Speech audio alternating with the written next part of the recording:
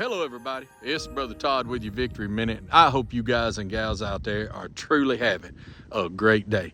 I know I hadn't got to be out here with you much on the internet. This time of year, Christmas time, end of the year, can get plenty hectic in my world. I want to go ahead and apologize for if that sun gets you. I'm using my big old head to block it off today. I had to hunt around, find a place shady enough to even be able to see. It's real bright out here. I tracked way off to find this spot, and it is muddy as it can be. And I still got on my dry cleaning and my dress shoes from a funeral I did this afternoon. And so if y'all hear any squealing coming from this part of Texas, you'll know it's Misty getting on to me for messing up my dry cleaning. But anyway, I had to get this minute made. I'm gonna be gone tomorrow, and Friday's gonna be crazy. And so I had to get this minute made for you because this is a time of year you just can't miss. And I want to talk to you about it. I want to get some things going in your life in Christmas time that'll it'll be a help to you, help to you, help to the people you love, and a help to just society in general. All right. I was thinking today, or in fact, I was thinking a couple of days ago about how crazy and how good Christmas time can be. And it gives you an opportunity to do three really big things. Number one, sorry about the sun. Number one is to rejoice. I know sometimes Christmas seasons can be hard. I know that when things are tough, it seems like everybody else is happy and you're in a fight, or maybe it's the toughest Christmas. Maybe it's the first Christmas without somebody you really love, and those kinds of things. And I know sometimes it is hard, but I'll tell you what, God gives us the power to be able to rejoice, because we can rejoice in all things through the power of the Spirit. And if we kind of get our perspective, and that's one of the great things Christmas does for us. It lets us think about those good things, and lets us think about those good times. You know, I was 55 years old, or I am 55, I believe. And as you probably heard me say out here on this thing, my dad passed away here a month or so ago. And I was thinking that, you know, in his last days, there's the toughest days old man ever had. Sure, the toughest I ever seen him walk in. But you know what? We rejoiced in him. There's some realities that occurred during that time that are some of the best moments I ever had with the old man. As he walked in the valley of the shadow of death, the things that we got to say things to each other, and he said things, because he's a quiet guy, and I have trouble really telling people what I really think and really feel deep down inside. And we had an opportunity during that time that without him being as down as he was, I don't know that we'd ever got him said. I don't think that he would have ever got him said. And again, they simple little things, but they truly were some of the best times we ever had together. We got to a point where we could look at each other and grin. We knew exactly what each other was thinking. And I was aggravating him, and he's aggravating me, and both of us are dealing with what's going on. And I've got good memories of that. And so we learned to rejoice in them. They were tough days. They were tough days. I ain't never seen anybody walk through as much pain as old man did.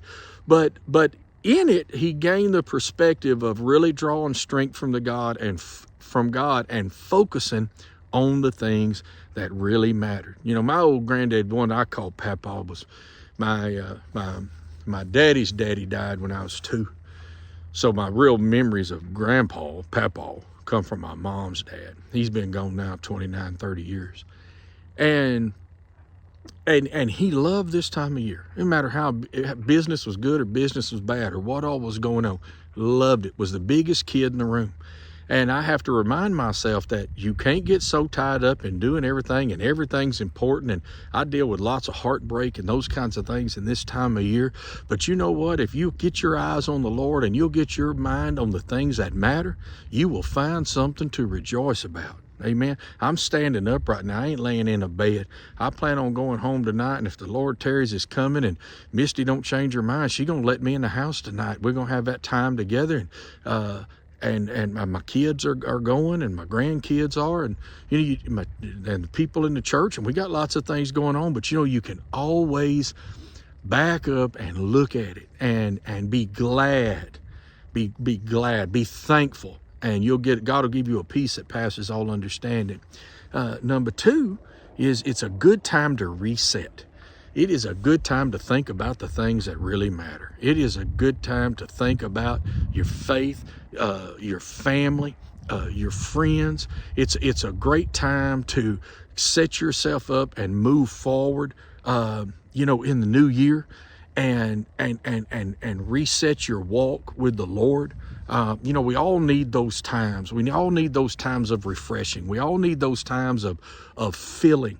And when we get to really thinking about everything the Lord's done for us, then guys, we have a perspective, an eternal perspective. It carries us way past just every little thing we're dealing with now. And when we get that bigger view and we can look out, man, life takes on a purpose. It moves past just paying the bills and those kinds of things. It's a great time to reset time with your family. You can get so busy you don't recognize your kids are growing up. How long's it been since you sat around the dinner table? How long's it been since you got through eating, didn't run off, go watch a TV set? Right? Just reset it. Just think of the things that matter. Get back in church. Go to church. Get in a Sunday school class, a life group, whatever your church calls them.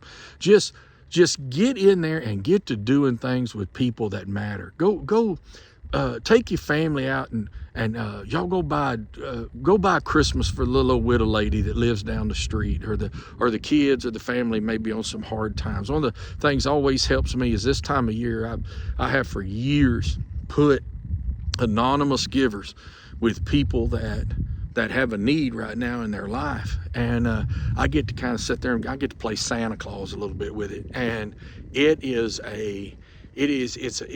an eye-opening time, but you gotta be mindful of it. So the wind's blowing a little bit there, isn't it? Well, I keep blowing y'all up with that light, don't I? I mean, it's just bam, there it is.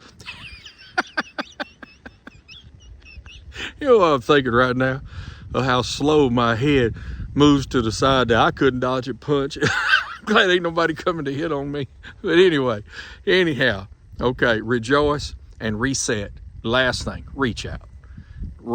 It's a great time. It's a great time to reach out to people. This is a hurting world we live in. People are fighting this darkness, and they're looking for light, and God's put it in them. And if you are a person of the light, Jesus said we're the light of the world as believers.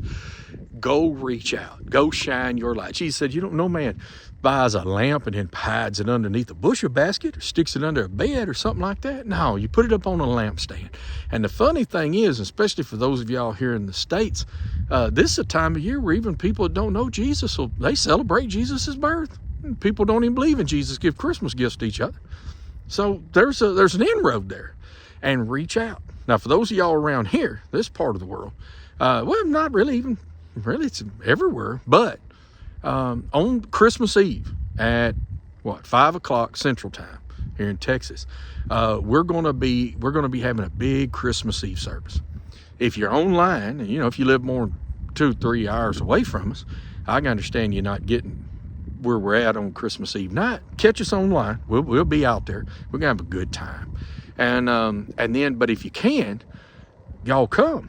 Now, that's me kind of reaching out to folks, but most of y'all watching me are believers. So what you need to do is jump on your little horse and go get people, okay? Those of y'all that's Victory members and regular attenders, and Brother Todd's been on you about bringing people with you. I told everybody, come on Christmas Eve night, Saturday night. We're going to have a service on the 25th, and it'll be online as well. But it's going to be really reserved back. We're going to be there with a skeleton crew. I done run most of the staff off. Told them, come on Christmas Eve night. Let's have a blowout night and then go get out and be with your family and those kinds of things. We'll still be having a service on Christmas Day. But Christmas Eve, that's the chance. That's the opportunity. People will come to church with you on Christmas Eve. Go out and get them. Jesus taught that story about that householder that set up his feast, and those that was worthy, they made excuses. He said, you go out in the highways and byways and you compel people to come in, and my house may be full. You go get everybody. And the Lord wants his house full. But God loves everybody. Red, yellow, black, and white, rich, poor, educated, and ignorant. He loves us, old, young. All our little differences that we set up. God created all of us in his image and in his likeness. And he wants us with him. And the people that he brings in to be part of this work are his children. And one generation to the next has to discover the eternal purposes of God in their generation. And one of those purposes is to reach out and to be a light. To be a light. Don't miss your chance to reach out.